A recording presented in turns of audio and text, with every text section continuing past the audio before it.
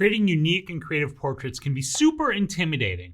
Hell, just shooting portraits is one of the scariest things that we photographers do. Think about it. We're being entrusted to create an image that successfully captures and portrays an idea that we usually have to come up with. Now, I've been there. I've been shooting portraits like this and like this for nearly a decade now, and I remember how lost and scared and totally clueless I was when I first started. Not only did I have no idea how to come up with ideas for photo shoots, I just flat out had no idea how much work goes into a photo shoot. This is why I've put this course together. I've learned a lot over the last 8 years, and I want to share what I've learned with you in this deep dive into the creation process. This deep dive is a look at every aspect of the photo shoot, from coming up with ideas to the logistics of everything, the entire photo shoot process, and more. With over 2 hours of video, this is an in-depth look at the creation process from front to back, a full template that you can use for setting up and executing your own photo shoots. And I've included some sweet bonuses for you as well, like detailed lighting diagrams, Photoshop and Affinity Photo actions to speed up your editing, and some in-depth retouching tutorials. So scroll down now to check out all of the details.